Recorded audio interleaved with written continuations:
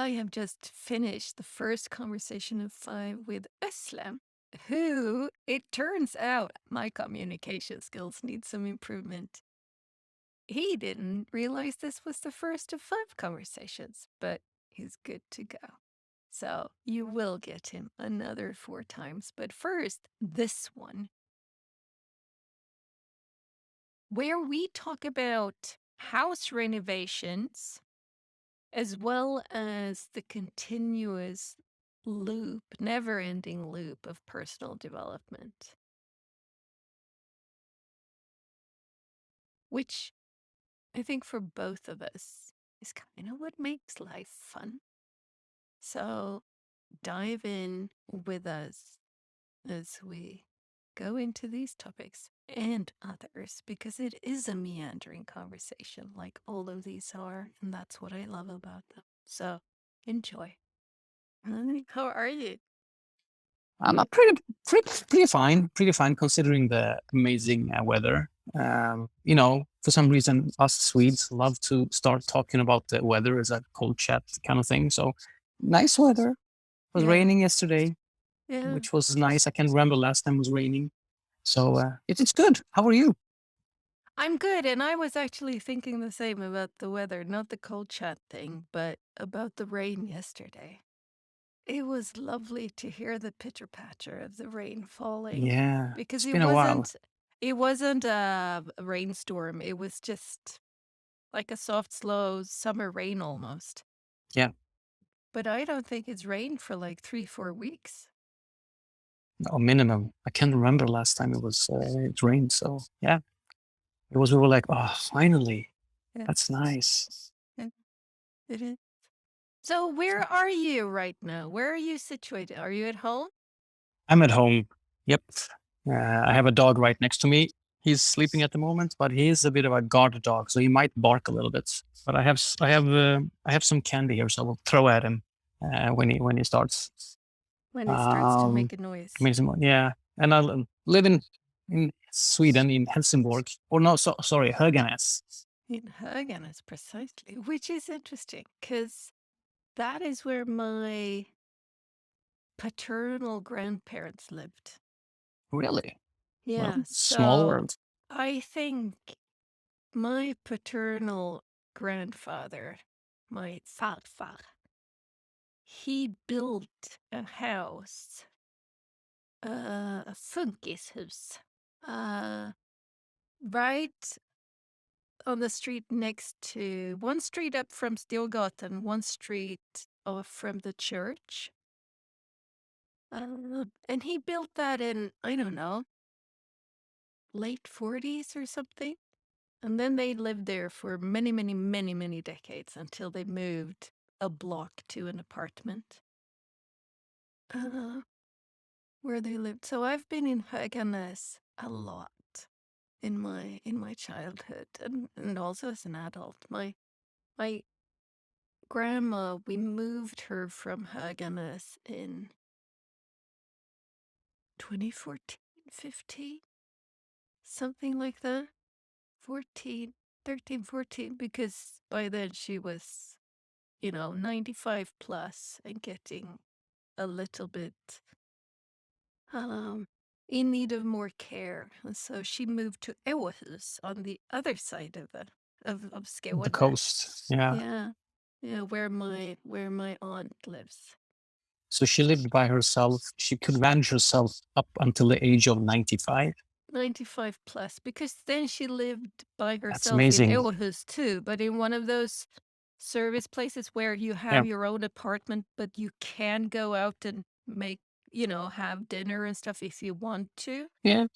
And then her last year, maybe year and a half, 2 years, she was in a home because by then she'd gotten a bit of dementia, but she was Still, so she was us, you know, she kind of mellowed through the years. So when she died, she was a nice, soft old lady. 2 weeks shy of her 99th birthday, she died. Yeah. that's amazing. Don't we all want to go like that, I guess? But it was funny because I don't know, when she was 85 plus or something, she'd she lived in this apartment house where the front door was quite a heavy door. And she'd open the door and it started to close. And so she just leaned into it with her shoulder to make it stop. And she got this huge bruise because her body Yeah, wasn't able to cope with that. But in her mind, she said, I'm 16. You know, I'm still 16. I think that I'm still 16, and my body is telling me, no, you're really not. You're 85 plus. So you should not be bunking up against heavy doors. Um, but it was I remember that moment when she said that because you look at this little old wrinkled lady, and I could just see the 16-year-old in her sparkle in her eyes. that sounds beautiful. Yeah, it's interesting how memory can bring, tears to my eyes. I can remember her smell. I can remember the food she used to make in her garden in the house when they lived there. She had this huge garden with I don't know how many hundreds of rose bushes because she was a rose tender. Huh. And it's quite something. But how long have you lived in Höganäs? Do you have any connection to the place, or it's No, not really. Lived there for about soon to be 10 years. Actually, it's a pretty exciting. Exactly 10 years ago, we moved here when my wife was pregnant with our firstborn. We bought a house here. We just wanted to live close to the coast in the northwestern of Skåne. So mm, we went to some prospects and had a look, and this one had been on the market for a while. So, but it was had potential, but it was perfect in all the things that we had on our list, which are like a fire stove, able to drink coffee. Well, that was my wife's. Able to drink coffee in the morning sun and in the afternoon sun. Bathroom on first floor and second floor.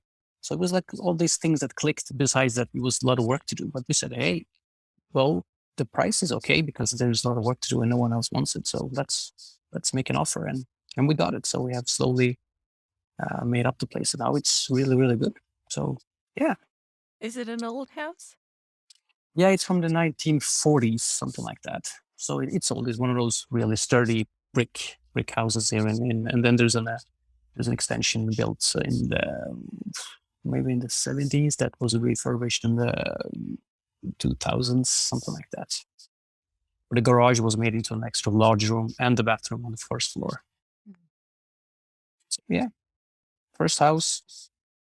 Um, there was so much to do, but someone told me just bear in mind that you will never be done with a house, and that sort of calmed me down because then there was no race in like there was no finish line, so Mm. we could just take our time instead. So it was weird that in an interesting way how that stress sort of soothed me that you will never be done. I'm like, okay, then there's no point in rushing because we will never be done anyway. So why just do Mm. one project each year, Mm. So something like what's the that. project this year? It's to take down the garage, tear it down, and The build garage with some. the extra house of the bathroom, No, or no, there's an and extra garage? there's an extra garage that is from the 40s that it's really like the garage door doesn't work and things like that. Mm. So take it down and then build a carport and maybe a little small to have our gardening equipment in, something like A that. I little don't know. shed. Yeah. So we're working back and forth. It's more my wife's project actually because I started it, but then I lost energy in it, and then she took over. It wasn't as fun as I thought. I'm more a kind of guy who likes to do things inside. Okay, so she does the outside and you do the inside? Yeah, she's more the gardening architect, and I'm the more the, the inside, or like storage space, kitchen, living areas, things like that. So I have some ideas here. So we'll see what will happen. But, yeah, having a daughter 10 years old, having one 8 years old.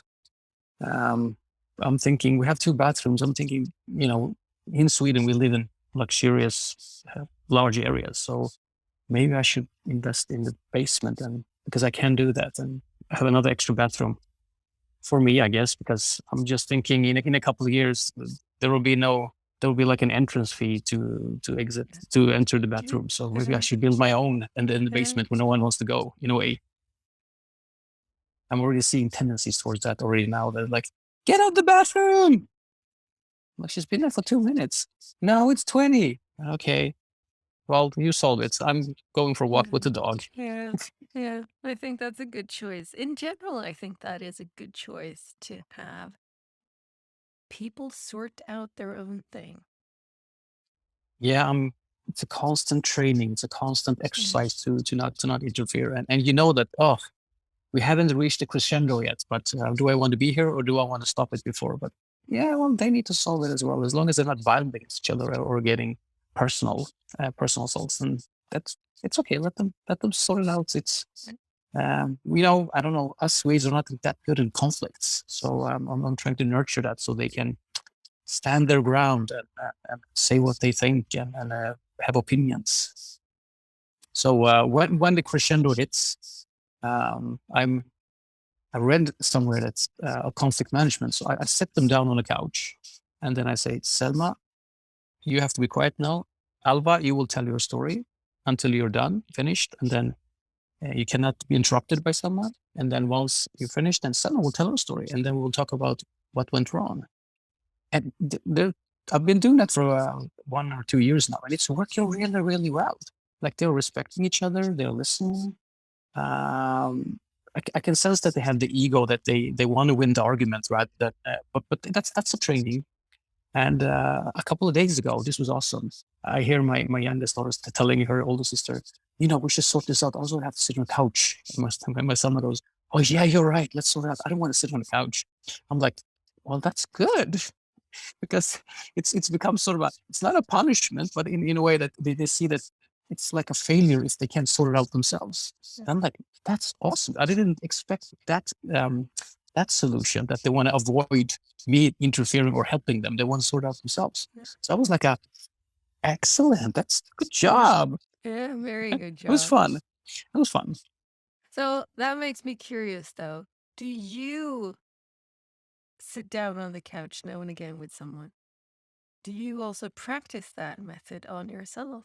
Not just being the moderator, but actually, oh shit, I'm the one who needs to be on the couch. Well, yeah, I am. I'm getting much better at it with my daughters, like being vulnerable and telling, like, oh, I did wrong there. I'm so sorry.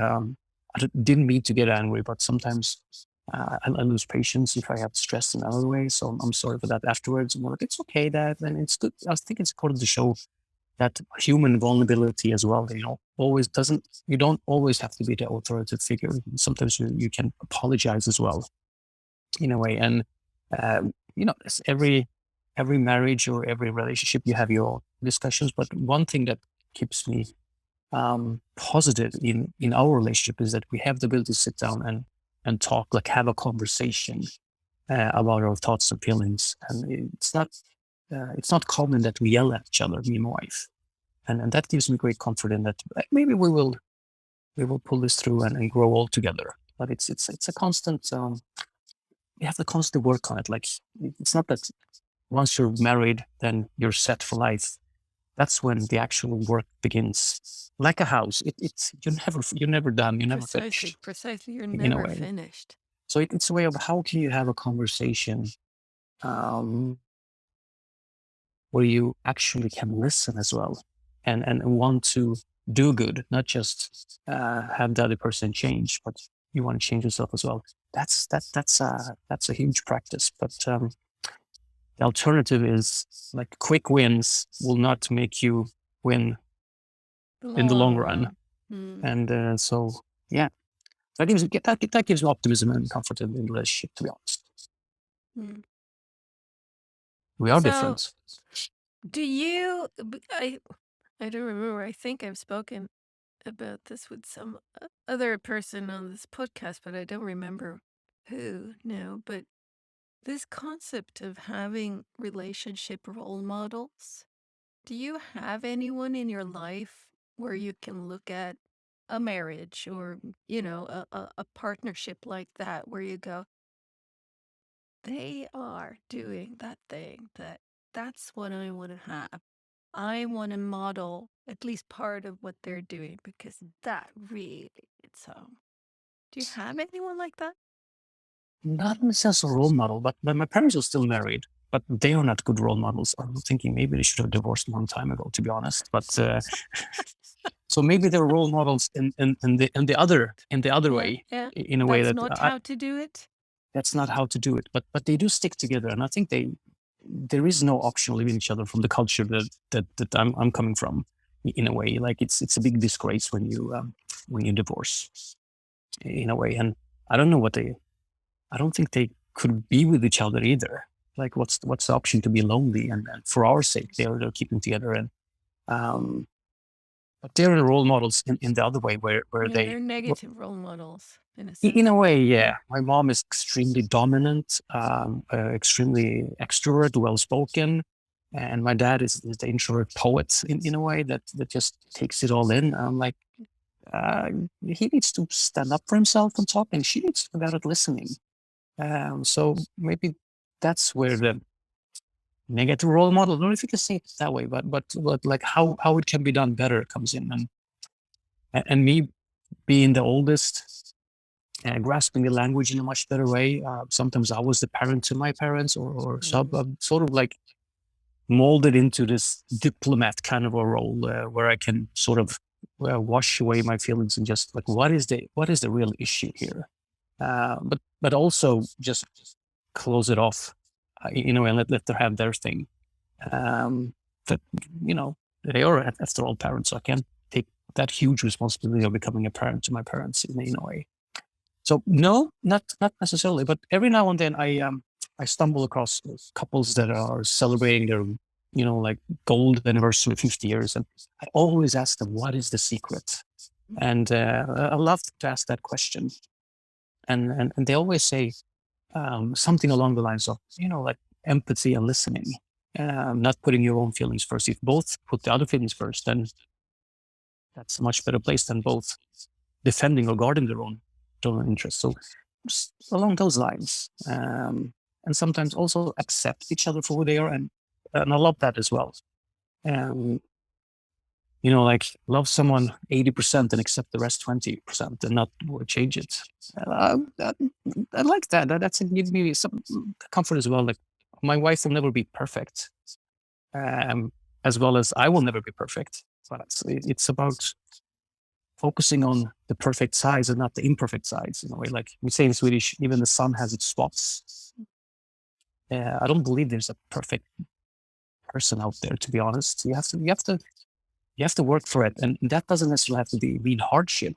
But you just be on your toes, be empathetic, listening, and be ready to change yourself, because that's what life is sort of about. I think you adapting to the surroundings, and and like having kids is constant changes all the time in the family dynamics. So yeah, I think it's work, but that doesn't necessarily mean hard work. It's good work, because that's what growing old is about, evolving in a way. And that's what I think is the best thing about getting older. You constantly evolve and become another person. Like when I look back at myself, do you want to be like I was when I was 30? Physically, oh yeah, like be able to jump and run and all those kind of things, but not mentally the way I was thinking. I'm like, no, no, I'm happy where I am, and I'm looking forward to what will happen, how I will evolve later on, Mm. in a way.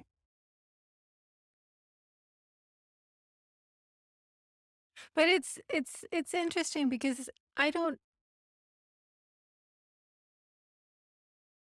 If I ask people that question, who's your like relationship role models, not a lot of people have. Not a lot of people come up with, you know, oh yeah, those, my parents or my best friend's parents, or it's like there's not a lot of people who do that, which somehow makes me think that we don't speak about this type of relationship in that sense. Because if I were to, if you were interested in soccer, if I asked you who's your role model or idol, or, who do you look up to amongst, literature or art or sports or politics or business, it's like names pop. Yeah. But when you ask, relationship role model, it's like most people go, which is interesting because it both kind of sends me out into who do I have around me that I can look at as role models, but it also sends me in how have I been a role model, or really, part of a relationship role model for my kids. Well, I'm married twice, divorced twice. Mm. You know, No, and but yeah, uh, but the thing that popped into my mind when you said that is it's easier to get role models if you focus on performance, like author or a soccer player, but we don't know about them how they are in real life in a way. person. So relationships, well, I guess if you think that it should be like a Hollywood movie, well, then you will never find role models because being a couple is all about sorting things out. And if you looking for not the ability to sort things out, then you will not find role models in a way, because how boring would a couple be if everything is perfect? Then I would think that's not authentic in a way. So you're right, but let's not mix up relationships role models and performance role models in a way. Mm. Which is an interesting thing. I mean, the in Sweden we have this perfect saying, att skilja på sak och person, Yeah, which I don't know if there is a corresponding English thing, but it is being able to differentiate between a person and what that person does, the thing or the person, the being and the doing, in a sense, I guess. exactly. Um, and it is hard, but somebody, probably many people, but somebody uh said if you are looking for a role model in business or it's like if you're looking for a role model regardless, or somebody to take lessons from, somebody to learn from, make sure to do look at the being of that person and not just the doing of the person, because you can have really successful people in doings, multi-billionaires, really successful president for a decade, it's like, but if you look at their being, do they have friends and family who love them and who support them and who they love and support? It's like, uh, p- it's not necessarily that those go hand in hand. So if I No, am looking for somebody doing, kind of trying to look at the being, trying to sense into the being of somebody, which is, absolutely. it's harder now and again and easier. It's like different people have different layers stopping Yeah, you from coming close to the being part. yeah. And then things happen with us throughout the decades, so those things might change. Like the person you fell in love with will not be the same person, and neither will you. But I believe a lot about values as well, like finding someone that has values aligned where with their own values in a way, because that's what it comes down to. Like if you can't connect with your core values, but then you need to know your own values as well, obviously. But that's an inner journey. So I think that's where the saying comes from. How you can't love someone else until you learn to love yourself. I think it's about discovering yourself and your core values and using that as a compass to see if the other person um, has similar values. Because if you don't, then chances are it will be more hardship than necessary in a way. So it goes back to what you're saying as well about doing and being and the values. Like, yeah, that, in a way. So if you know your own values, then you might also put words into the gut feeling why you're. Is it attraction or is it something deeper when you meet someone that you click in a way? And I don't know. I think relationships are also like lottery. You have to be in the right mindset at the right time with another person who is exactly in the same circumstances. So I could have met someone else that could have been perfect for me. And maybe I have, I don't know, but we were not, maybe not at that moment in our mindset to feel that. So that's why I think you need to be your best friend. Otherwise you will not attract the right kind of people either, in a way. I don't know if I'm not making sense, but Mm, I'm just going on here. there you are. But do you know your inner values, your core values? Yeah, I think so. I've done a lot of exercises around personal development and those kind of things and discover them. So yeah, in a way I do, and I'm always trying to put words into when I feel things in my stomach, like why does this feel wrong, and not focusing on the doing rather than what you said before, the being, like, and then the start for myself. So uh, I'm weird in that way because I can walk up to neo-Nazi and ask him, "Why do you hate me?" In a way, and be curious about what he's saying. And I think I'm not saying that I'm the perfect role model here, but I think in today's society we are so focused on talking and not enough on listening. And if you really want to make diverse opinions come closer, we need to be able to listen as well. And today it's so opinionated, everything. Like you have Twitter where everyone talks, no one listens. Like all the social media, it's about finding people that think the way you do or say the same things. So in a way, I think we are further away than ever on diverse thoughts and mindsets than we have been previously. And when I grew up, I had like seniors in our in our close network. I had all kinds of people, but now I'm looking around and so I'm like, it's so like-minded people around me. I'm like, I need to find people that challenge me in a way, like you say, span, because it's so easy to find. Like I could find a neo-punk gay club in Eastern London if I wanted to, like, and then, but what about everything else? Like everything is at your fingertips. You can sort of find and strengthen your own opinions by really easy finding people that will support it. But that doesn't necessarily mean that that is the right thing to do. And that sometimes worries me about our society, that it's so easy to find like-minded people and no one wants to listen. Everybody wants to talk. Well, then what will happen? It will get, like, you will not, you will not be good in that way.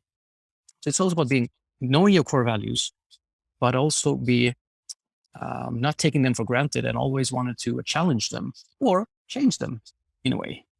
I don't know if that makes sense, but I was, it is Thursday today. Yesterday, May 11th, there was a live streamed seminar by Internetstiftelsen, the Swedish Foundation for the Internet. So the people responsible for the .se domain, I guess, and who kind of look at internet and internet usage in Sweden and stuff. But they have had a series where last week it was on, I don't even remember what it was on, but it was along the lines of this. But this one was why why conspiracy theories are a threat to democracy. oh, And that sounds interesting. it was interesting. And the thing that I like, my friend Dominic has he makes life hard now and again because he gives me dankesbjerg, any day, every day, all day. Um and now and again, it's not easy. It's not easy stuff that he throws at me. One of the things that he's helped me see is what is called a Russell conjugation, which is when you use words in the language that holds a meaning that kind of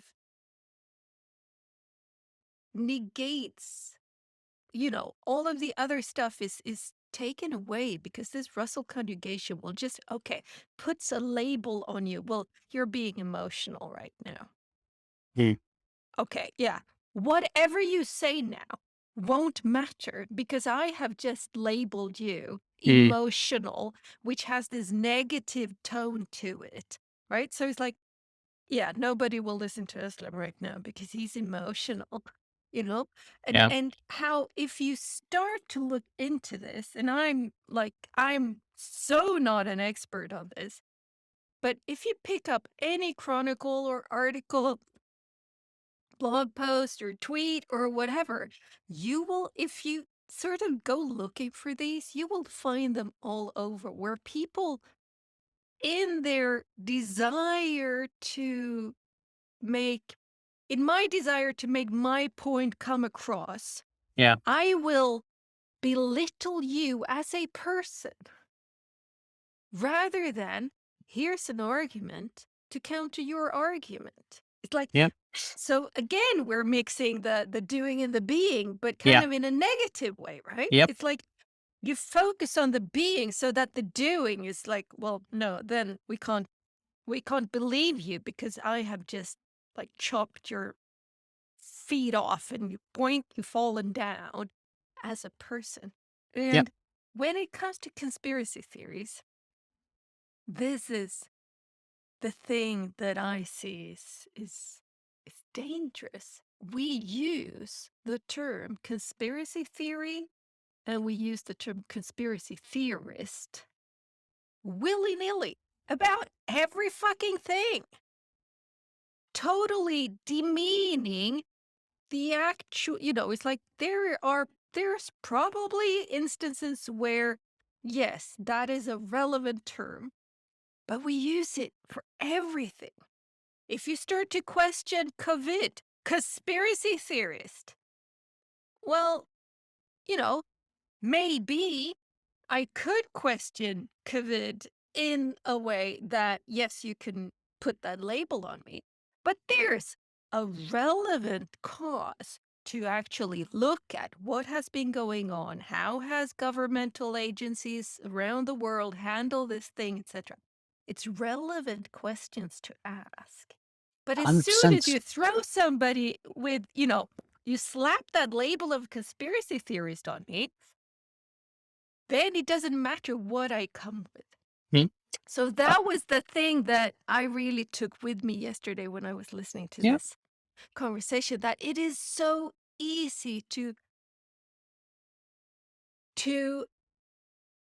shut down conversation because Yep. that's the thing, right? As Yep. soon if I tell you that, well, you're just a conspiracy theorist, well, you won't be there. You won't be open to talk to me. And if I think that way of you, I'm not No. open to listening to you. Now you sort of polarize hugely by like you push me away by saying that to me, and I feel like, well, what's the point of talking to you because you already judged me. You're not interested in what I have to say. You just Really? judge me of who I am Yeah. suddenly, and not what I'm trying to communicate. And I see those tendencies much stronger against women Hmm. because it's always about, they never talk about what a man wears, like politicians and that, but also women, like how they talk, their voice pitch, what they wear for some reason, but they don't put those symbolism on men in the debates. That's one. And then the second one is, and well, it's getting better in our debate in Sweden, but historically, every time you challenge or put demands on people that migrate to Sweden, those people that do that, they're called racists for some reason. I'm like, but we have to have a conversation. But interesting is it's Swedes that tell other Swedes that they're racists. But it's and I think that is so diminishing to the debate, and sort of one of the reasons why we are where we are today. We haven't taken the debate because we've been afraid that to be labeled as racist if we um, take the debate in a way that it's not in the favor of the people that has come to Sweden. And I think that's sad because that victimizes a whole generation in a way. And when that's even worse, like becoming a victim, because then you don't think you have the possibilities everyone else when you're victimized, because you can't have a debate because we can't talk about that.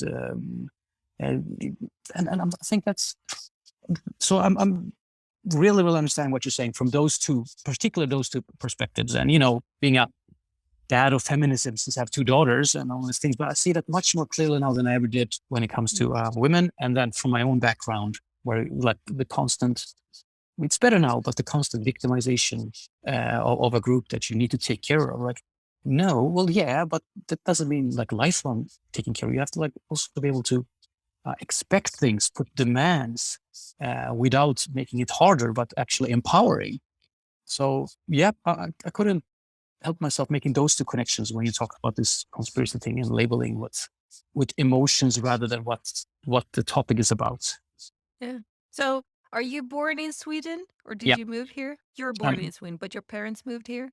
yeah, Mm, in the beginning of early 70s. mm. Because it's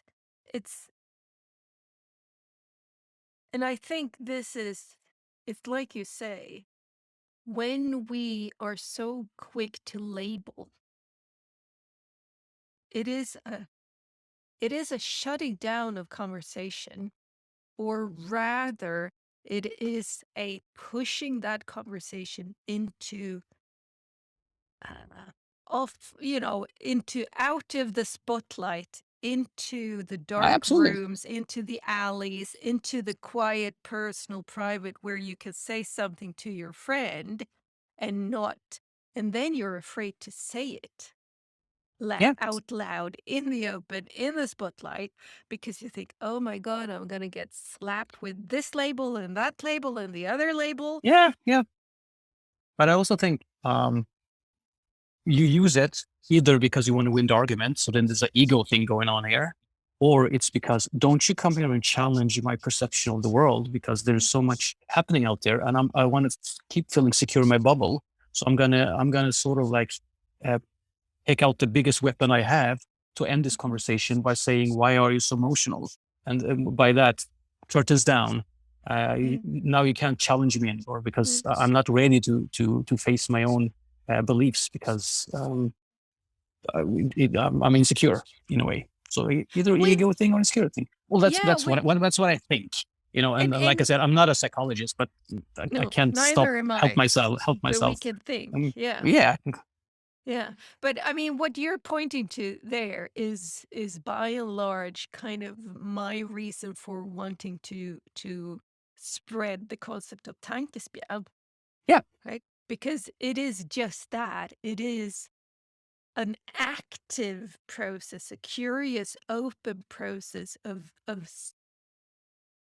being willing to both give, but especially receive just those things that, oh shit, ground just shook underneath me, right? yeah. It's like when your core beliefs are challenged, or something that you have been a staunch, proponent for. I've always said this is good.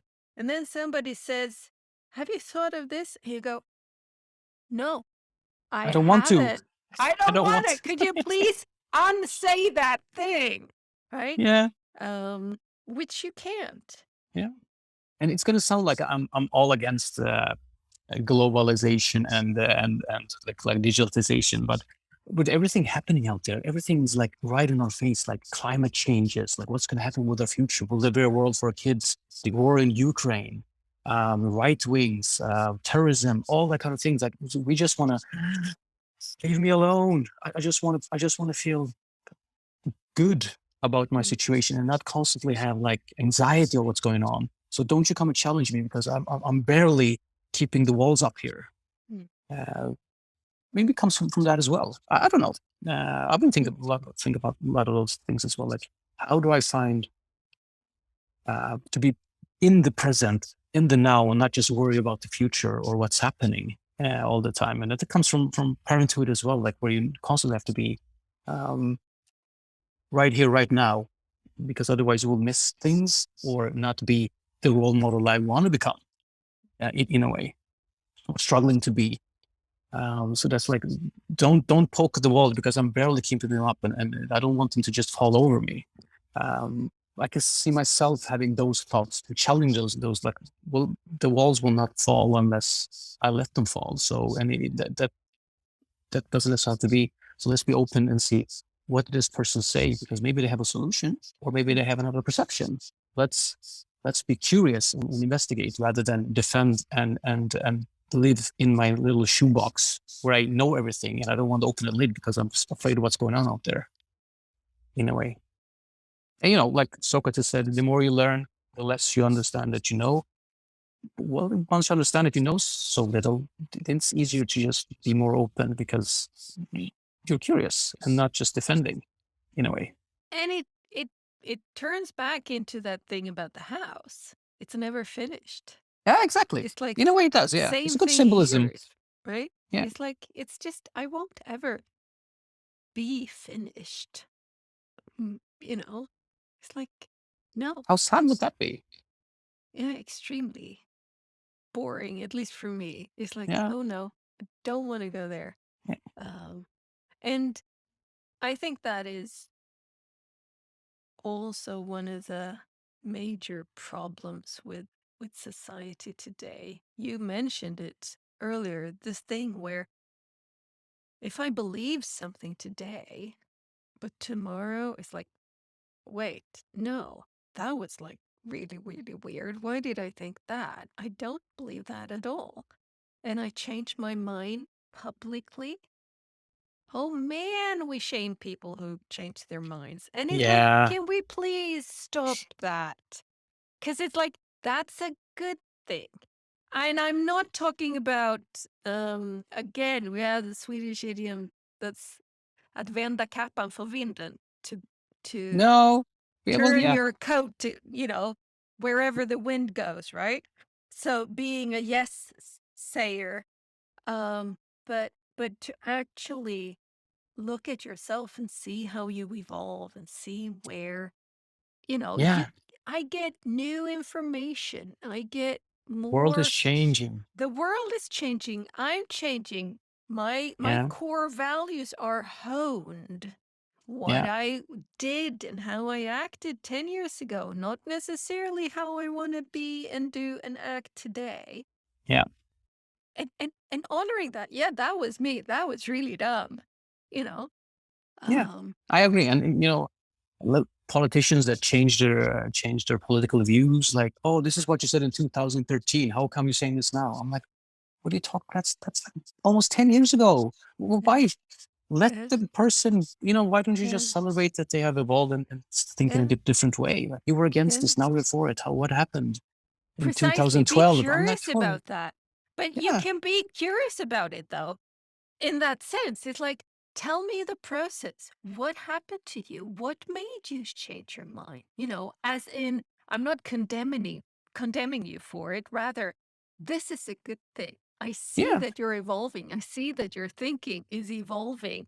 However, whether it be in a way that I personally feel that, oh yeah, that aligns with my opinions or not. Um, but to be curious about that evolution, about that personal evolution. Yeah.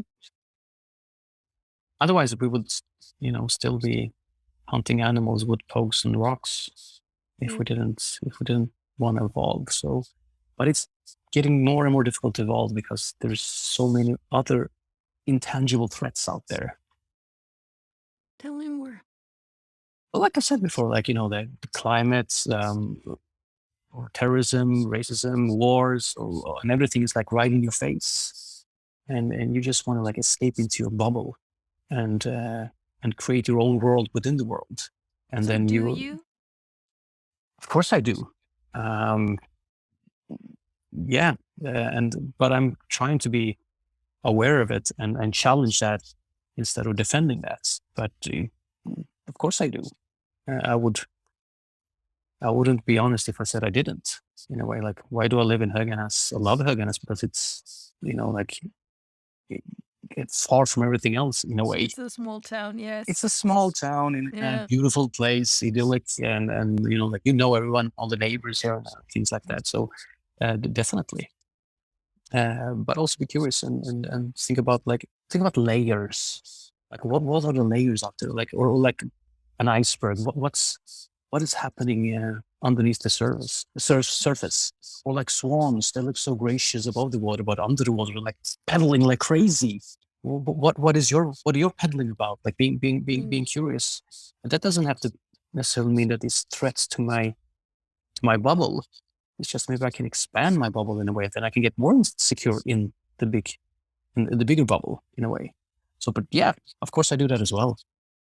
There's a thread in there's a discourse forum that a friend of mine hosts that's called Rika Tillsammans, Yep. uh, where it's in Swedish, but there's a thread recently about news, about do you consume news, how do you consume news, where do you consume news, and it's a long thread, and it's been really interesting to see because there's kind of three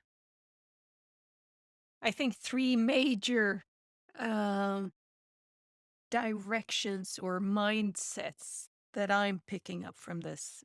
One is, yeah, I'm picking up everything, and I have these 15 newspapers and online Wow. sites and bloggers and this, that, and the other thing. Listen to these pods. It's like, yes, I'm actively seeking out all of the news and I want to take it in. And then, which is the camp that I am in now, for many years, is rather this: no, I don't seek out news. I don't go to the Swedish news sites. I don't go to the UK news sites or the English news or the American news sites. I don't look at them. I don't seek it out. I don't have a newspaper anymore. It's like I know that I will get what I need from somebody else. Hmm. And I know that, like my friend Dominic, he will always feed me with stuff that is also a lot of the time underneath the radar. I wouldn't have found that stuff anyway. But it is an active choice I made in 95 or something when bandidos and Wow. Hells Hmm. Angels were pummeling each other with rocket grenade launchers in Copenhagen. And I just went, I don't want to watch the news anymore. So I stopped watching news.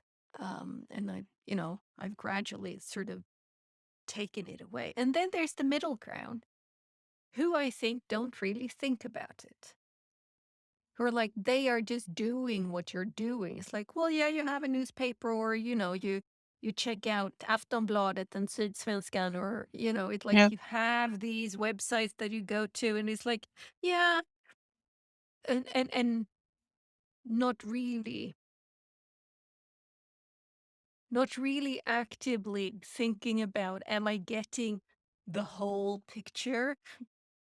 Which I think that the people who are actively searching there, my perception is that many of those are actively seeking to find news from different sources to corroborate and to kind of triangulate in a sense and see that, Yeah. okay, yeah, this makes sense because it's not just, you know, an evening magazine saying it. It's actually on different, it's corroborated in a sense. Um, but it's been interesting to follow that thread and to see where,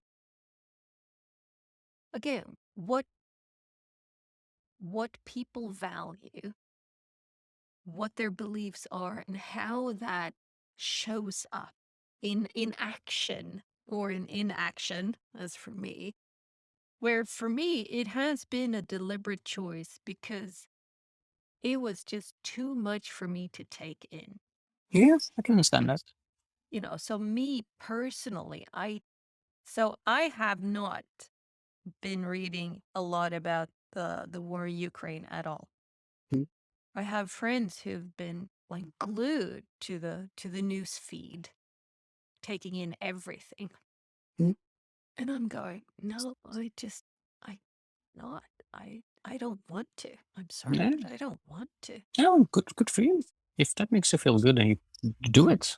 Precisely, precisely. I think that's the choice. It's like, Yeah,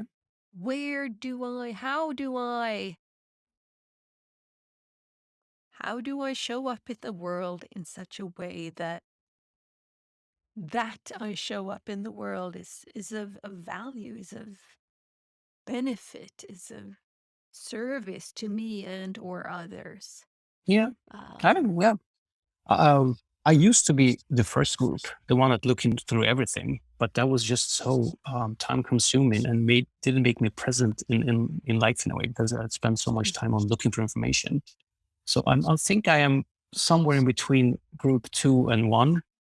Group two being just having the most mainstream channels, mm, and then and then no, hang on, the groups, yeah, okay, the mainstream channels, but also like trying to understand the other view when it's too too much convincing. Like for example, the COVID. I was like, let me understand what the conspirators are arguing, or what is their perception? What are the arguments? Like being curious about what do they see that I don't, because they are so strong in their beliefs. mm, What's the fuss about?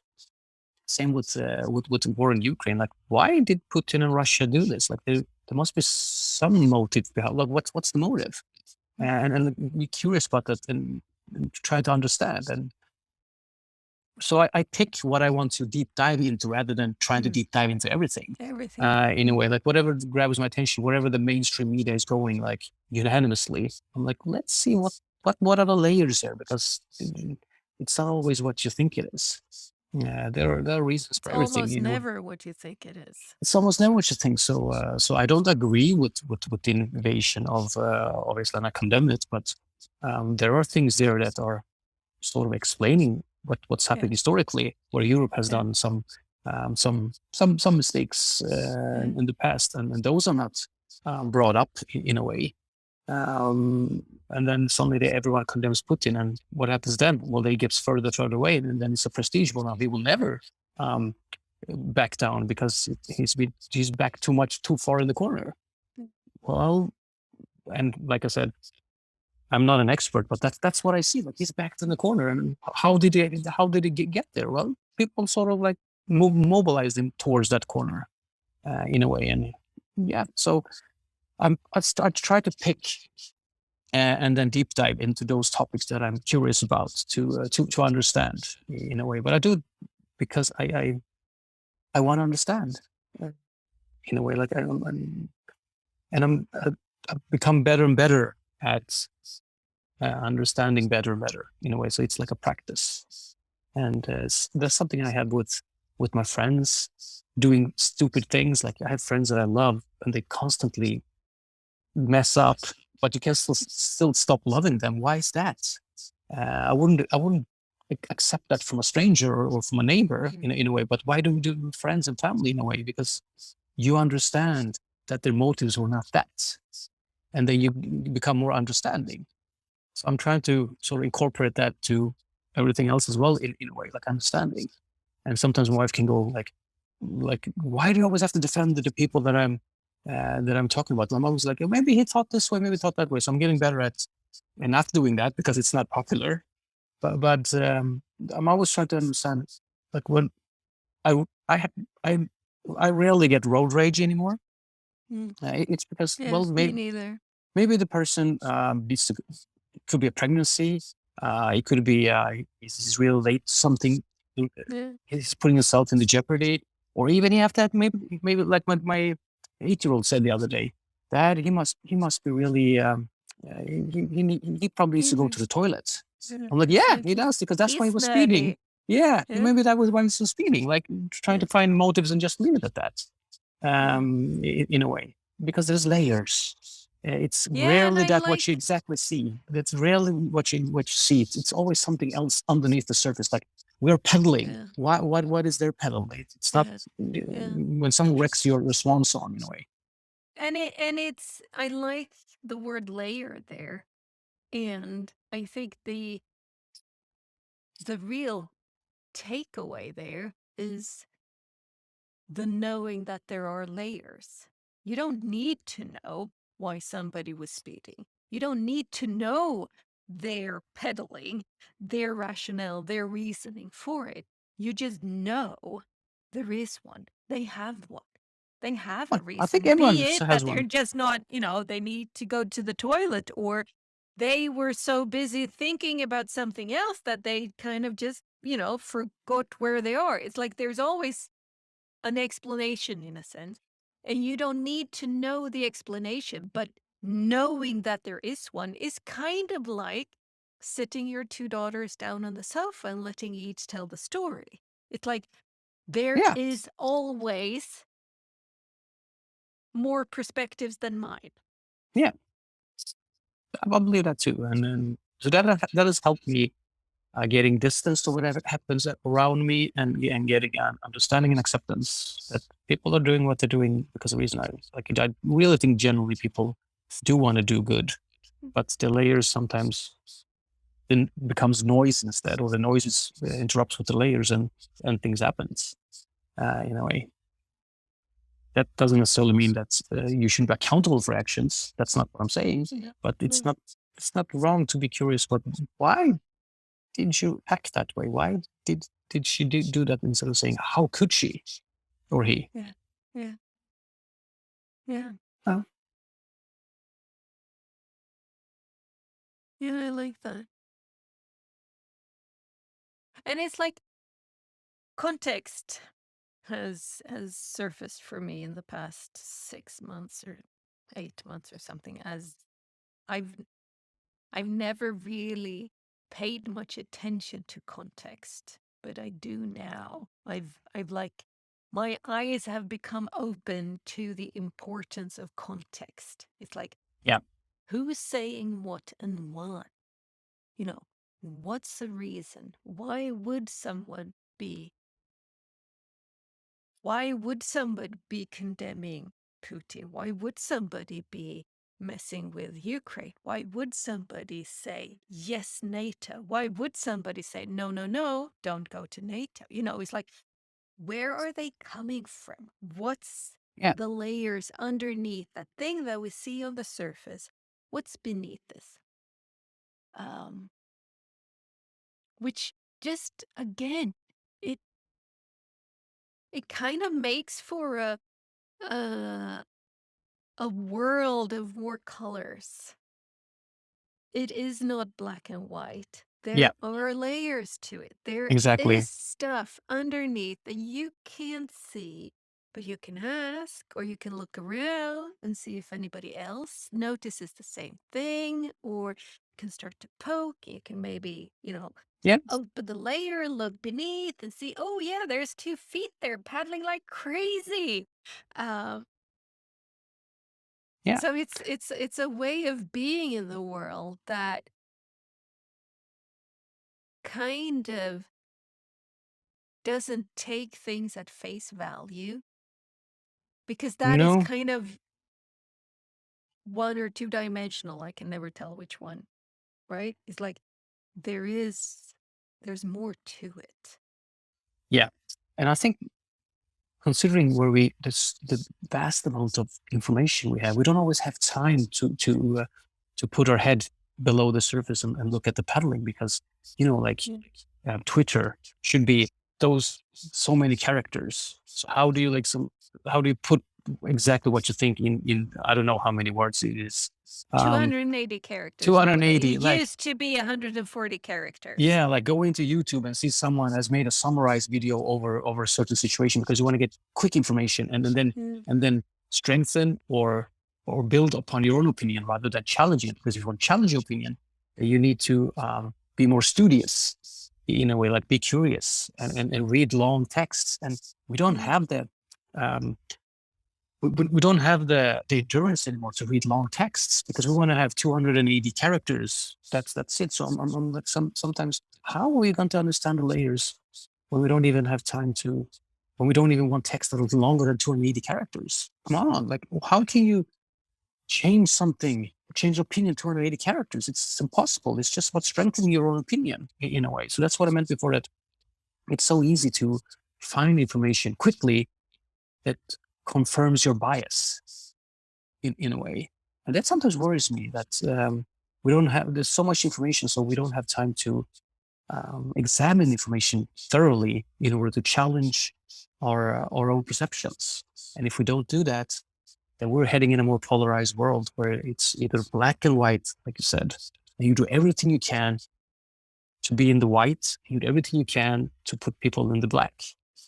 Because it's easy. You have a common and you have an enemy, and it's us against them. And I think that's one of the biggest threats to the democracy as well. You don't have time to be curious and examine thoroughly in We order don't to. take time or make time. Yeah, that's even better. We don't take the time, or we don't see the need to take the time anymore because we have an opinion and then we want to strengthen that. What will happen? Democracy is all about talking, argumenting, changing perceptions, finding new solutions together. But when it's us against them and not us together that have different opinions, what happens then? Mm. And that's yeah, Precisely. Precisely, which was also one of the things that I was thinking about yesterday when I was listening to this why conspiracy theories are a threat to democracy. This thing of if I zoom out and generalize heavily, but yes, generalize, I see how we humans are shit at talking with somebody who has a different opinion than me. We yeah. just don't. We just don't. It's like, you don't, you're in blue and I'm in red. Okay, no, I can't even talk to you because you don't, you're not doing the red thing. You should be doing the red thing. And if you're not doing the blue, if you're doing the blue thing, then I just go, nah, not interested. You're in another team. I can't be friends with you. I can't talk to you. I can't relate to you because your thinking is so different than mine. It's like, yeah, we need more of that. And then, as you say, like if you then voice something that is kind of critical towards the migration policy of Sweden, then you're immediately slapped with, if you're critical about it, then you're a Sweden Democrat and you're a racist. And if you're saying, oh no, there's no problem with it, well, then you're a people friend, right? Then you're friendly towards migration and it's like a kumbaya uh like attitude that's put on me. And he's like, maybe I can be critical and not want to vote for the Sweden Democrats, which I don't want to No, no. vote for the Well, Sweden maybe Democrats, me right? neither, but it's same, yeah. But And you yeah, can also do you can they also have a point? Yes, they do. In the same way as what we deem conspiracy theorists, there's a point to it. And then, yes, things taken to an extreme seldom, um, let's say, seldom are that serving for the person itself, I would say.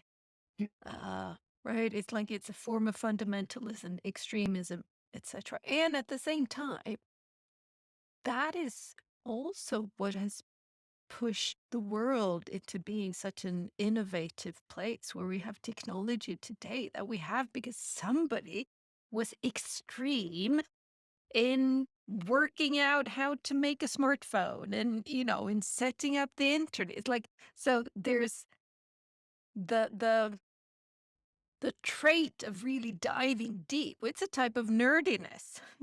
Yeah. right? It's like you just go 100% into this one thing.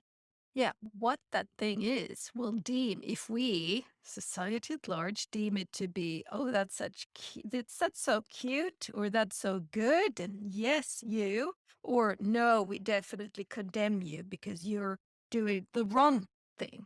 Yeah. 100%. You shouldn't be doing that thing. It's okay if you do this thing. It's like, Yeah. mm,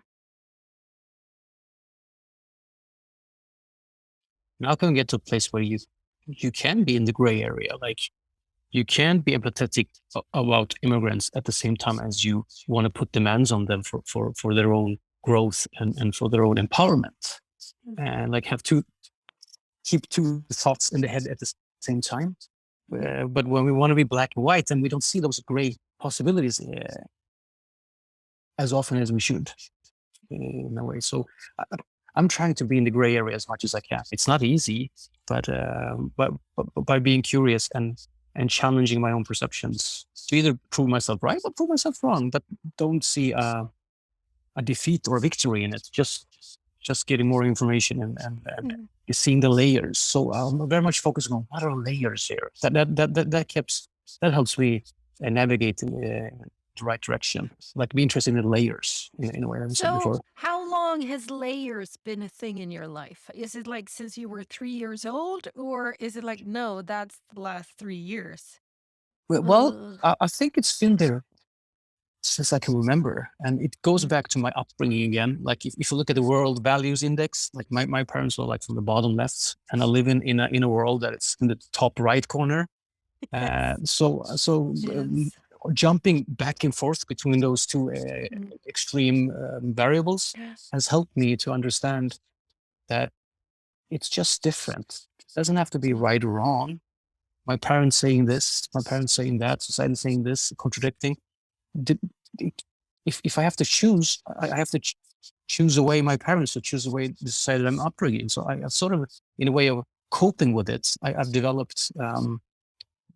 Doesn't have to be right or wrong. It's just different, and that has Mm. helped me being curious about the layers because I can't judge because if I judge, then I can judge my own parents or I judge the society I'm in, and and then I'm in a dangerous place. Yeah. It And doesn't that's what really I think. help you.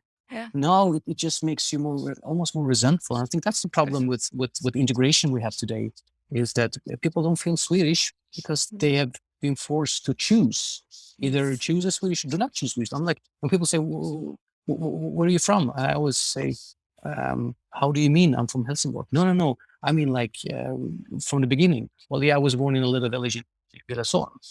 And they said, well, that's not what I mean. I'm like, yeah, I understand. You mean like where my roots are. And I always say, well, I'm a Swedish Kurd. Well, you can't be both. Of course I can be both. What are you Yeah. talking about?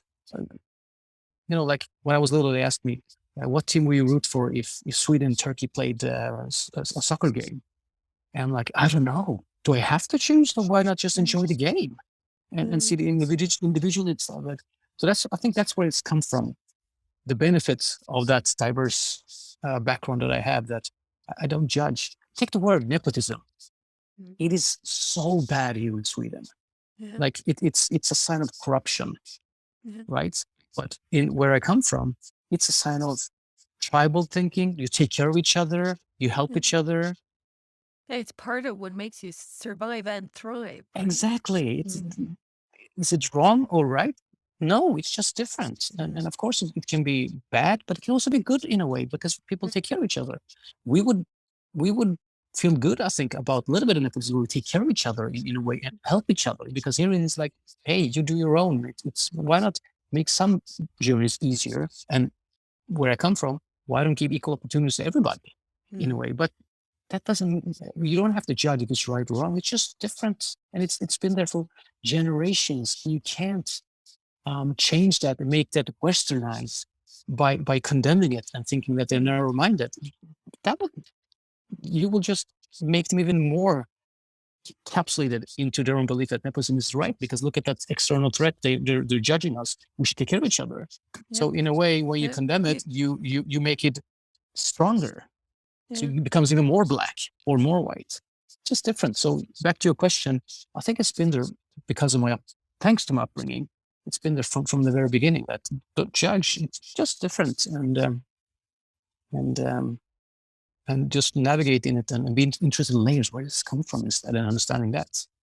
So it was a coping mechanism of my own identity issues in a way, and that's where it sort of evolved and became what it is today. I'm so grateful for it because Yeah. it helps me keep distance and understand and be curious and discover the layers rather than what very much many people are doing today is judging back and forth like, is it right? Is it wrong? No, it's just different. Why can't we just leave it at that? Yeah, I've been playing a lot with the concepts of judgment and discernment. And it sounds as if you are using discernment much more, where when and where is nepotism a good thing? When and where will that serve? Yeah, And when and where won't it? Rather than saying it's good or it's bad. No, it can be both, but not at the same time for the same instance. It's like yeah, you will find something in it that, oh yeah, this serves, this does not serve. And when and where to use it. So it's interesting to hear you um kind of own your agency in a yeah, sense, because I think that for you, what I hear is this thing where you not let the waves of the differences drown you, but rather, okay, how can I surf these yeah, waves of differences? How can I navigate in this world where I think even today it's a huge issue for also a lot of the new immigrants to Sweden, where it, like you say, many come from this world values survey, uh, bottom bottom left. bottom left corner, where it is traditional, where it is um, conservative, and then you have Sweden, and I think Japan in some way. Sweden, Yeah, at least, is way up there in the top right corner, where it's like it's secularized, it's liberty for the person, it's individualism, like to an extreme, yeah, which is extreme. You yeah. know, And the it is fascinating thing is, extreme. it is extreme. Like you can't get further away. But I think the most fascinating thing about it is that we see ourselves as normal and common sense, while we are like really just take our perception around nudity. Yeah, Like in the sauna, we men sit by themselves. Like it's not always men and women, but men and they sit with nothing on, or when in locker rooms, like we walk around yeah, naked. naked. Do you see that in any other country? No. And then you expect people coming from the other country where you don't want to even show your foot or your ankle, and you expect them to suddenly take off their clothes and walk around naked. And then you condemn them for the not understanding. But come on, like if Yeah, that's impossible. yeah. That's the core values of not showing their bodies, and then suddenly people are walking around fully naked Butt in the locker naked. rooms, butt Yeah, naked. Yeah, yeah, I'm like, yeah. and we don't understand why they don't take off their shorts while they're In the showering because of showering. Yeah, yeah, because what they've done so far by just having the shorts on is a huge step. yeah. Like, so we have to be a little bit empathetic and understand and not just condemn them and don't think that they're weird. Actually, it's us Swedes that are weird. We are Yeah. like the really, really Yeah, we're far weird in right so corner. many ways. Yeah, we And, are. and we don't understand it. And we think that we are normal because we live in our own world where we think this is the way it should be. No, And no, this is the way we precisely. are. Yeah, It doesn't have to be precisely. should be. And the thing that you say about common sense is my friend Pamela says that common sense is all of the beliefs that you have been born into and bred into you up until the age of 18. And then they're like locked down, set in place for the rest of your life. That's common sense. And my experience is completely different to yours and completely different to somebody who is still living in Turkey, completely different to somebody in Japan Yeah, or in India or in the US.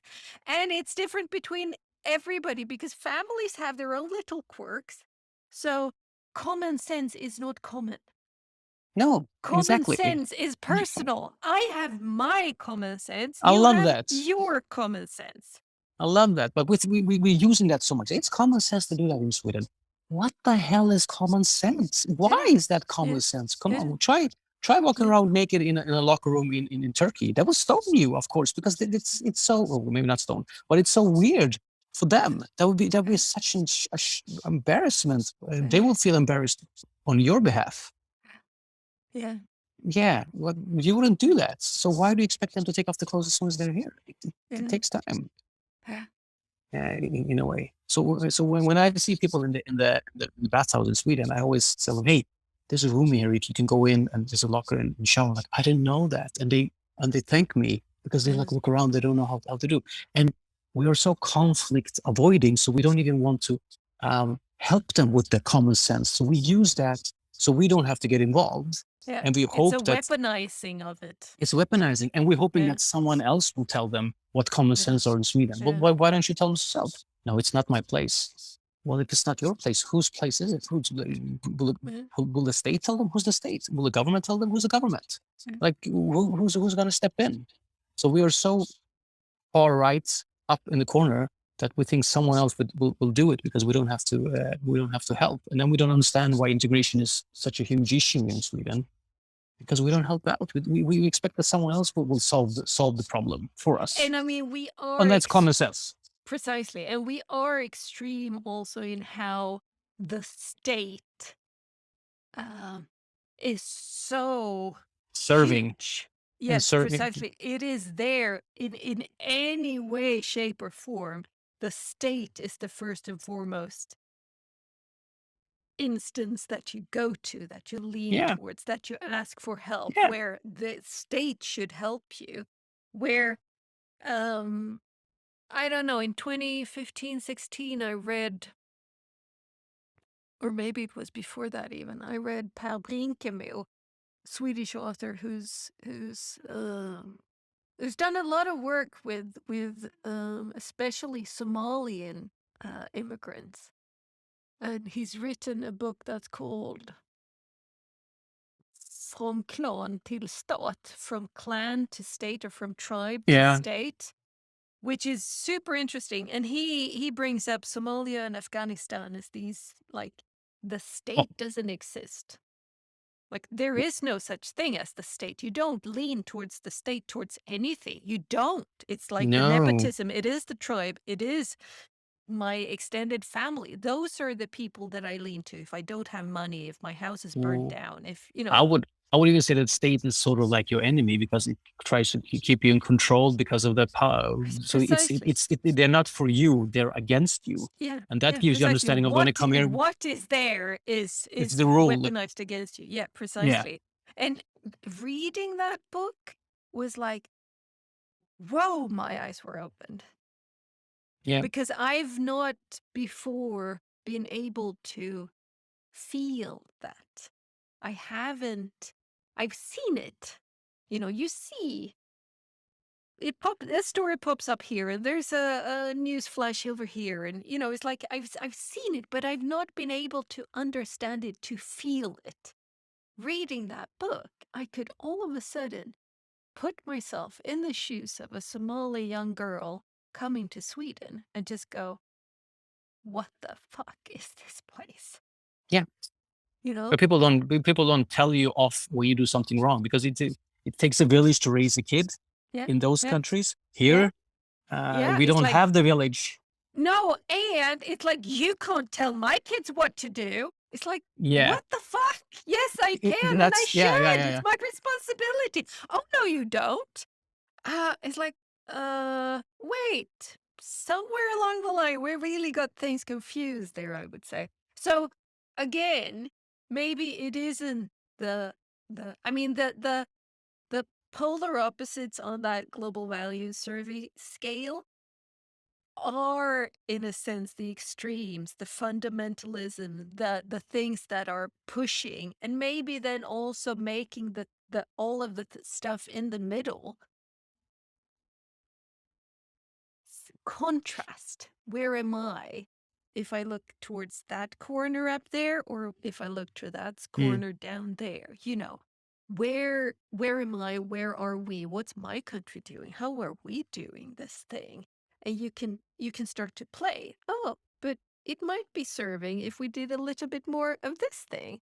Uh, Yeah, so you can start to play with it. But we are really Sweden is an extreme country. it is, and Uh, we don't. If we understood that, that would help us so much. But we yeah, think that we're like everyone else. No, we're not. We are mm, so like uh, we are as different, as weird as those coming from the other bottom left corner. yeah, In like we're on the outside of the coin. We are yeah, not like everyone else is. yeah. So we are the ones that are unique and weird, not the ones that are have the common sense and who's how everyone should be. Mm. In my opinion, and we say that well the state should take care of it, but who's the state? It is people like you and me that work that also don't know how to do it. So we need to help these people help themselves rather than just hoping that they will find their way by observing. That doesn't work, obviously. In a No, and way. I think it's like it doesn't work if, or rather, that works if there's a process awareness to the observation. Yeah, Like you have, if I kind of analyze you, it's like you started to look for the layers, and then somewhere along the line, you realized that you were looking for the layers. yeah, that's You true. put I saw words patterns in to a way it. in the Yeah, layers. precisely, right? And then you could start to zoom out and see that, oh yeah, I have this process where when I observe, this is what I do. And Mm, then you take it back and you feed back to yourself and you reflect and you change and you shift and you use it understand. to be able to surf those waves in a Yeah, better way, in a safer way, without, falling off the board that often. It's like, yeah, I can do this thing now. yeah. But it's taking you what, 40 something years, Oh yeah, and now right? I've also realized the interesting thing is that here in Sweden, not as much as it used to be, but every now and then I have to like prove that I'm Swedish Yeah. in a way because the perception is that I can still hear people say, "Oh, your Swedish is so good." I'm like, "Thank you, likewise." Uh, Yeah. how come you Born speak here. so? Yeah, how come you speak so good Swedish? I was born here. Okay. And then when I go to Turkey, I have to prove to them that I'm not Turkish anymore because I was born here. So, the way I talk is very polite. I don't swear Mm, because we talk Turkish in my family, and you don't swear around your parents. So they think that I'm polite up until a point where they look at me, and I always sometimes ask, my mom sometimes gets the question, is he mentally okay? Because mm, my vocabulary isn't that great, obviously. So they think that I'm a little bit slow, retarded. Yeah. retarded, Hmm. and I don't Hmm. know the cues. I don't know the common sense. It's like in Turkey when you say goodbye to someone, you say like, "May the sun wash away your worries on your feet." Like this long, and here's when you say, "Hey, see you tomorrow, bye." And Yeah. I don't understand those cues in a way. So there I have to prove that I'm. There they think I'm Turkish. I have to prove I am not Not actually Turkish. Turkish. And here in Sweden, I have to every now and then prove that I'm Swedish. Yeah. And because we have like a we have we have a in the States, not that it's the best place, but you say I'm African American, you say I'm Mexican American, I'm Asian American. They're all gathered under the flag, but then they also have their own heritage. But here in Sweden, you rarely hear people say I'm Swedish or Arabic. They Mm, say I'm Arabic because, and the mm, Swedes ask when the Swedes ask me where are you from, yeah. it's a way of excluding me. Like I feel Yeah. that, so They that's don't why want to I'm. hear Billesholm. No, they're not. No. But if they ask me what is your heritage, I will gladly tell. But they want to say where are you Where from, you they from? automatically, in a way, between the layers, say, and that's on me, I guess, and my insecurities in a way. But they immediately say, "You're not Swedish. Where are you from?" That's what I hear, and I know that that's not maybe that's not what they mean. They're curious about my layers, But that's why I'm started talking. I'm from Helsingborg and I'm from Billesholm. Until they realize, oh, I mean, like your heritage. Oh yeah, well, of course I can tell them. Sometimes I'm like doing that with a smile, but I don't know why that annoys me, because they're interested in my layers, but it's just that the way they Mm. put the wordings, I can't help but feel that it challenges my insecurities in a way. But every now and then,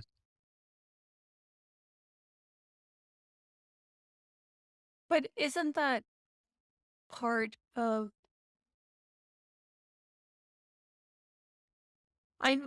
so what I can, if I close my eyes and feel into my body, there's one aspect where I think that I've experienced the same thing, which then obviously is not where you're from, because I'm from Sweden and my parents were from Sweden and my grandparents were from, generations back, forever and ever, right?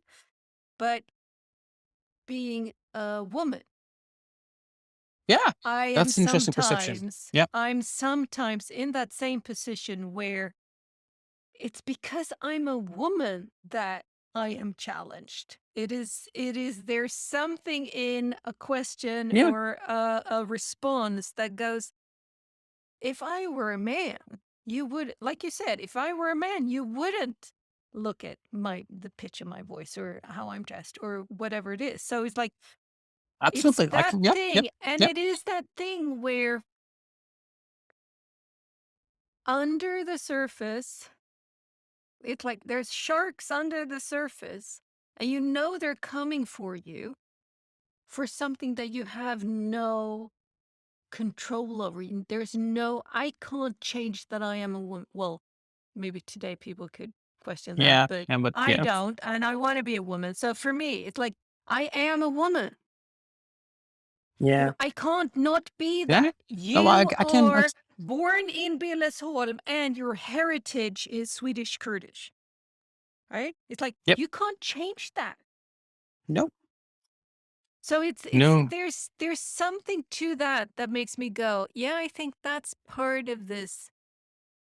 And I don't know if, and probably there is, but it's like, again, the norm is white male Protestant, you know, Yeah, well educated. It's the WASP thing, right? That's how everybody's judged or compared towards that image.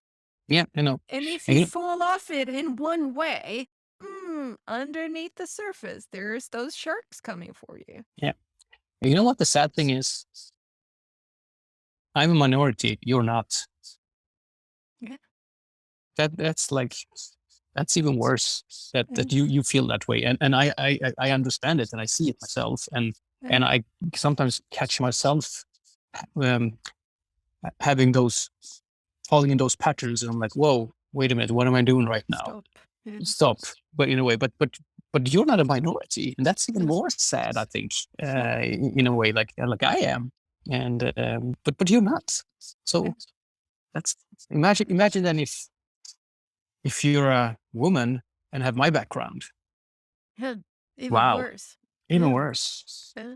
And then you throw on your disability, or you throw on that you're lesbian, or you throw Yeah, yeah, on, and then you just go, oh my God. Yeah. So this, in a sense, it's part sensitivity, part prickliness.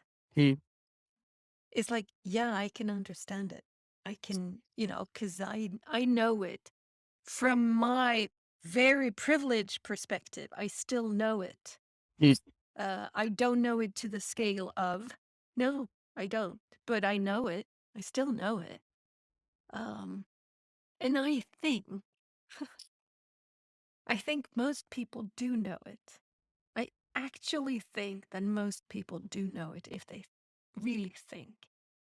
There are some who don't, who are that waspy, that is like, just don't think or reflect or observe or see. But I actually think most white male, uh, privileged also know that feeling, because they were the nerd, or they were really bad in the soccer team, or it's like Yeah. somewhere we all have that feeling, I think. Of not being enough, like being inadequate in a way. Yeah. Precisely for something that is like, well, I really just don't like soccer. It's like, well, yeah, sure, I could work at that in ways that I can't work at not being a woman, or you can't work at not being Swedish Kurdish in your heritage. But so I would say most people probably know that feeling if they close their eyes and sort of Yeah. sense into it. I think most people would recognize it, which then makes it, why do it then? Like, so what's the difference? When do I deliberately stab at you? And when do I do it out of just being ignorant? It's like, Mm. oh, yeah, I asked that question the wrong way. Sorry, I didn't think about it. It's like, or I can deliberately ask that question of where you're from, knowing that I'm pricking you. There's something sharp from me to you in the way that I asked that question. And I want that to be there, as Yeah. compared to, I'm just asking because I'm curious. And oh, fuck, I just asked that the wrong way, didn't I? Yeah, you did. Oh, sorry. How should I ask? Well, you can say this. It's like totally different ways of coming at that thing. It can still get you into the same sense of that sensitive and prickly state. Mm. And obviously, I had that, not anymore, but I had that when I was younger. Like deliberately trying to exclude me uh, by actions or by words. And I always had a good vocabulary, so I've always been able to defend myself. But there are people that don't know how to defend themselves verbally, and then they defend themselves the way that they know how, which is with physical Physically. violence. Yeah. Mm. Like I could go to shops in Sweden when I was younger, and the cashier could ask me to show my pockets, and I said no, I won't. We have to. No, I don't. Call a police, I said. And if there's anything in my pockets, they will take me away. But if I don't have anything, then I said, I will sue you for addicting, because I had the Mm. words, and they left me alone. Defamation. They're from me, Mm. yeah, and they left me alone because they realized that either I was different or I could defend myself. I said, no, you have no right to ask me to show my pockets because you have no proof. And I know that you have no proof because there's nothing in my pockets. Mm. You're just doing that because you think I have. And that's not fair. And I could have those conversations as a 16-year-old, 17-year-old in a way. Mm. And and I wish more could have weaponized themselves verbally in that way and know their rights rather than uh, coming back days later trashing the place or whatever that some of my friends did in a way. So yeah. It reminds me of there's an On Being episode with Ta-Nehisi Coates, who's a African American poet, artist in the U.S. on talking to Krista Tippett on Being, and he's pointing to precisely this thing, and this thing I don't know. And I'm lucky as hell for not knowing it. This thing of just because his skin is black, you're pulled over a number of times extra by the police. Yeah. You're pulled, it's like if you go through customs, you're the one that they take into, Yeah. doing an extra Random check, security random check. security check. It's like all of these things. And I can just, the way he speaks about it, I can sense how that just, you know, again, layer upon layer upon layer upon layer. It just grows heavier and heavier and heavier and heavier because there's not at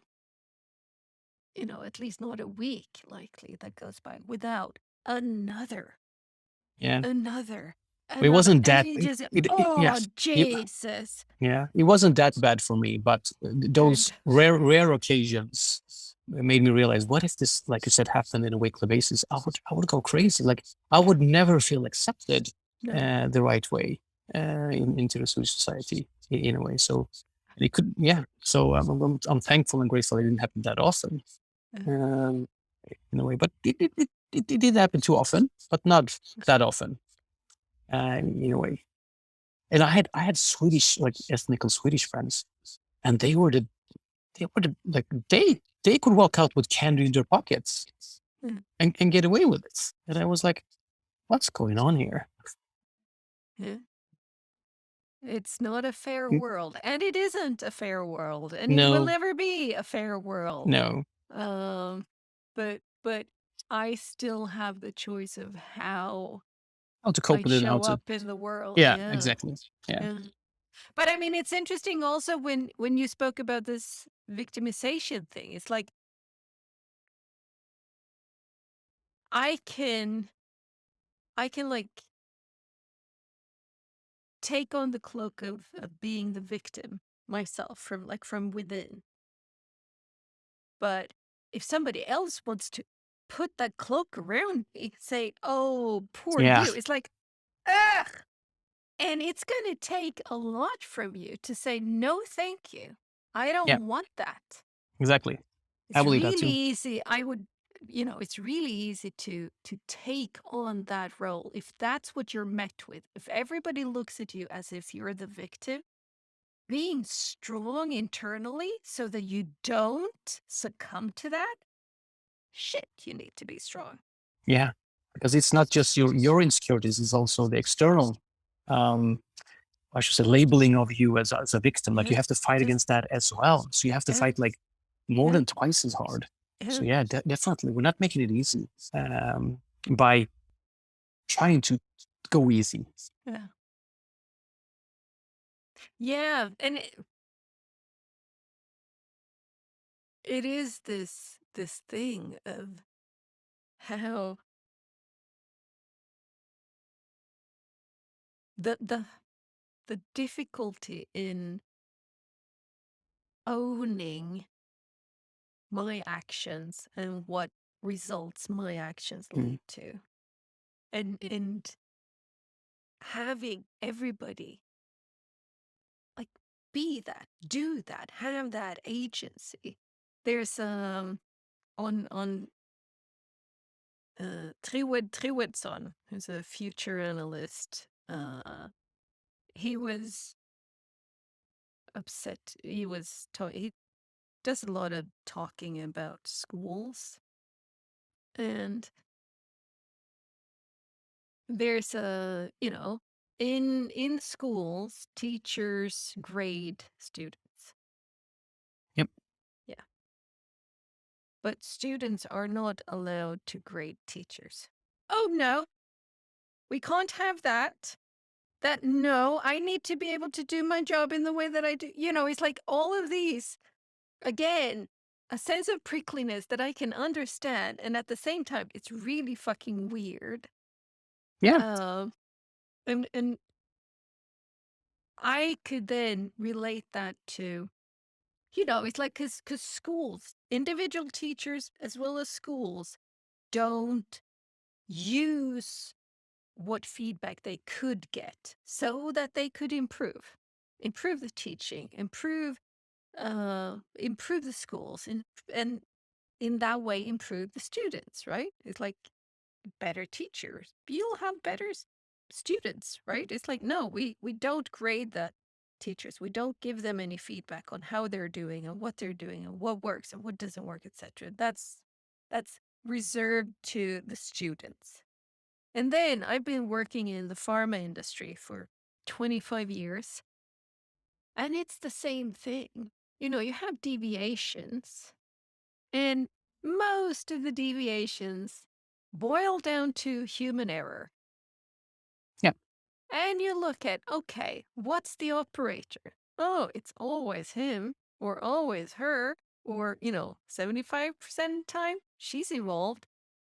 You can't use it. You can't say it. You can't do it. It's like, because it would be uh, kränkande. What's the word? Demeaning, or is like, oh, you're offending me. It's If it's like the issue becomes her feelings.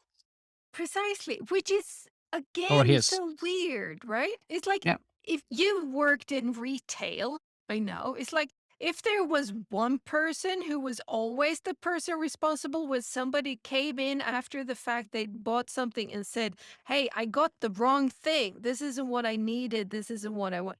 You would be able to see a trend and then you could put in, okay, we need to train this person.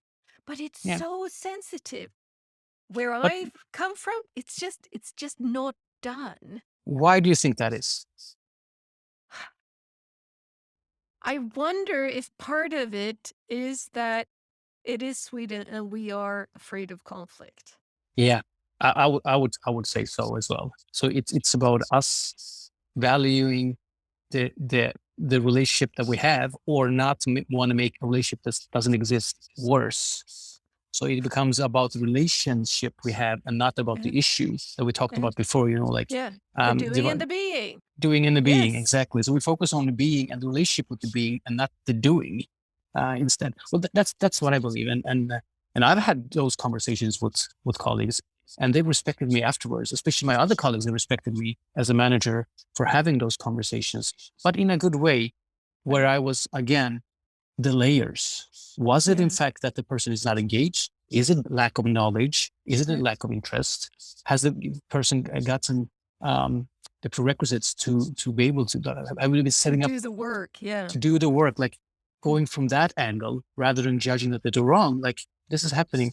I want to help you. Can you just understand what's going on? I had one guy in one work. He came. He was late to work many times, and no one had a conversation with him. Just sat down with him, and I said, "You're late again.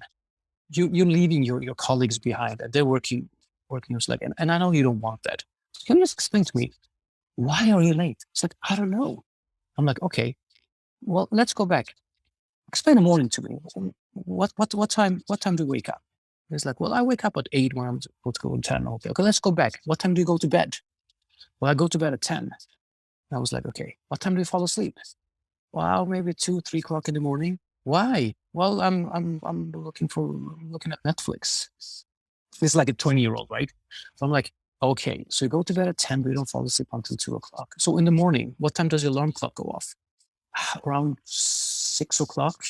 "But you just said you wake up at 8." "Yes. So what do you do between 6 and 8?" "I snooze." "Will you snooze for 2 hours?" He's like, "Yes, I do." I'm like, "Okay, you know you're on probation, right?" I told him. He's like, "Yeah." So I could ask you to leave right now, but I really, really believe in you. So this is what you're going to do for me in return for me not telling you to go home right now, because I really believe in you. You don't snooze anymore. The first thing you do when your watch goes off at 8 o'clock, you walk up and you put water on your face. And that's the only thing you're going to do. And he did that, and he never came late again. And it was because I was understanding the layers. Like, he goes to bed at 10, thinking that he goes to bed, but he doesn't fall asleep. And then he snoozes and wakes up at 8. But the poor guy has been slept for 4 hours. And things happened to him. Suddenly his career went off, went one of the best salespersons in the store. He became awesome by just me having that conversation, being curious, not judging him, not being afraid of relations, but going in with the understanding of layers and really want to help him, because I saw something there in him that didn't come forward. Again, we don't take the time. It would be so much easier to just say, "You can leave right now because you're not interested in the Bye. job. Bye." But he became one of the best salespersons in the store, Mm. because I saw something. I took the time because I was interested in language. I'm not saying I'm the perfect person in every circumstance, but here I'm really proud of what I did. And I went with my gut feeling and said, and curiosity, what's going on here? Let's just ask them. And that was a huge discovery. And again, So, the person that made the mistakes, why not be interested in why does the person yes. make the mistakes? What's going on? Is it that their kid is calling them at a certain time? Is there something going on? Is her parents really, really ill? Does she have a mental variation maybe you don't know about? Like, what could it be in a way? It's like seeing the human and not the productive person as well. And then suddenly we're making the mistake of seeing jeopardizing relationship in a way. But you can strengthen the relationship by having the right type of conversation. So I don't think it's wrong to be afraid of conflicts. It's more about how do I work with that? Yeah. So what would you have done differently if this person did not have the potential that you saw in him? That has happened as well. Mm. And usually the person comes to that understanding themselves and leaves an ambassador because they say, this is not right to me. And I said, you know what? And I can have the conversation with them. When I have a lot of proof that I've done my best, I said, we've done this and this and this and this and this. Mm. I don't know what else to do. Are you sure this is the right place for you? Mm. Like just asking the question.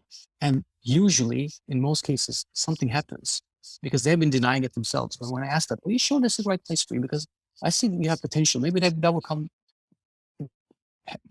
better. Maybe that would be a better fit somewhere else. Have you thought about that? And trust people and their greatness that they will have the answer. And they say, no, you're right. Like I know that you have done what you can, and I'm starting to realize that this is not right for me because even though you do all these things, I feel that I'm not a great fit here. Let's look into what you can do instead. And then years later, or a couple of months later, I see them in town, and they come and they always give me a hug and say they appreciate it because they finally found their dream job where they are better fit. So just having conversation, but you have to invest in people, and we don't always take the time to do that because that's what it's all about. Because they know if I've done 4 or 5 things, they know that my intentions are good. So when I ask them, "Will you show this is the right place to do?" They know that it comes from a good, positive intention and not a negative one where I want to get rid of them in a way. So they don't feel threatened. They really listen to me and try to understand what I'm trying to say because my actions have shown that I have a positive intent in a way. And that's what being a manager is about. But today, we see managers as superhumans that have to do everything and know everything. And into the workplace, I'm obviously working with employer branding and talent sourcing, those kind of things at the moment. And in the workplace, we need to adapt that to let leaders be leaders and find people that want to be specialists instead of putting everything like leaders know it all. They have to be the greatest salespersons. They have to be great with people. They have to be analytical. They have to be administrative. My God, we're looking for superhumans in a way. Mm. Yeah. Superhuman is not, it's not human. No, it's not. It's That's what not I for mean. us. Yeah, it's not for us. I've come to the realization in the past 6 months in therapy that I have put that standard on me. I Ah, have to be superhuman. It's not external, it is internal. I judge myself against superhuman standards, which I then fail. It's like, what happens when you fail with you?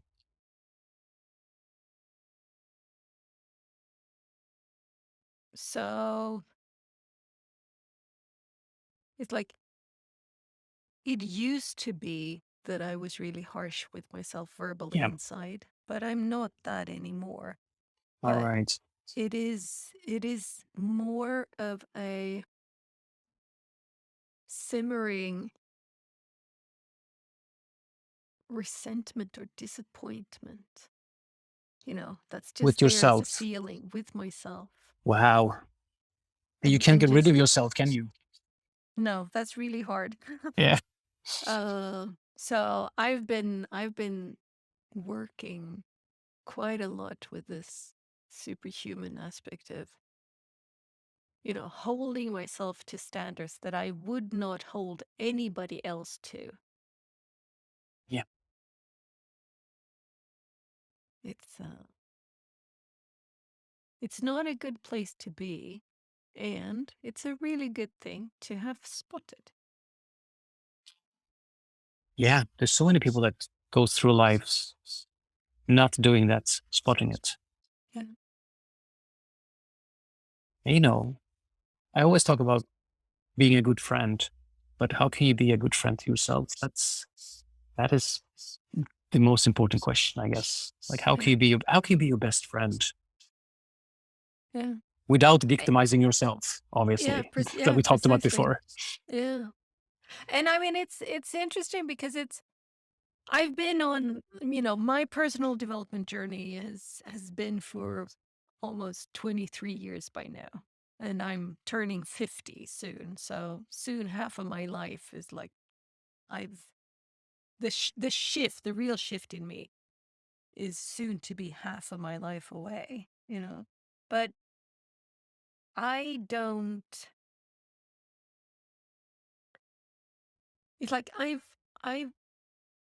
smoothed out the kinks or unknotted the knots of like a lot of those things. So what now remains, these superhuman standards that remains are they don't show up in everyday life necessarily. It's like they don't because they are deeper in a sense. And they show up occasionally. So it's not as if I live a life where I'm constantly displeased with myself. Not at all. But to, kind of puddle along, muddle along, here I am. And then boom, I fall into this hole of, oh shit, there was one of those superhuman beliefs where I so failed. Mm. And then I'm so I think what I'm doing at the moment is grieving. I'm grieving that I have taken on these beliefs. I'm So you, grieving looking back at my life at these instances where I have judged myself, holding myself to this superhuman standard that is not, it is superhuman. It is not possible for any human to live up to that. yeah, I So understand. I'm in a grieving process more than anything else. How long have you Uh, been in that grieving process? well, grief I've been in process oriented therapy for a year and a half, and grief showed up a year ago. Okay. So it's been 12 months, and I was surprised by grief. Yeah. I didn't know that, and shit, it's there. But do you grieve like you've lost someone that you loved, or what do you grieve about? So I grieve I grieve for me. I think I grieve how I can look back at instances and see that, okay, that's one of those moments where I held myself to the standard, and I grieve for the me Yeah. failing to live up to that. I grieve as a way of healing, I think, Yeah. as a way of being able to pass through those experiences. Um, and then it's like it's sprinkled with frustration now and again. And now and again, a sense of hopelessness. It's like, will I ever be able to shuck that part of me, those superhuman beliefs? Will I ever be able to let them go? Uh, which can be both frustrating and at times, a few times, like utter hopelessness. Mm. Uh, but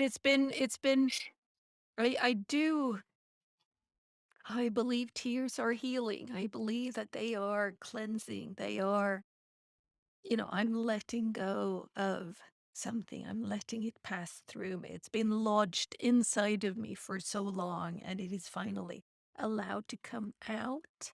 Yeah. So I'm unblocking myself, I think, which feels good, but it's hard work. Shit, it's hard work. Imagine. Yeah. But it's really rewarding at the same time. I couldn't help myself noticing that gave me a really nice thought. I don't know if you said it deliberately. You said humane. What if I could go from superhuman to superhumane? Wouldn't it be that be nice? I don't know if you said that deliberately, but you said humane. I'm like, that's beautiful. Going from superhuman to superhumane. I like that. Thank you for that. And that's You're pretty much welcome. what you're doing right now as well. Going from superhuman to being more humane on Yeah, yourself in a way. yeah, yeah. Thank you for that. Maybe that's the perfect ending. I was like, oh, we're so down and deep and dark now, but then you just kind of lit a light. Mm, Uh, thank you. no, thank you.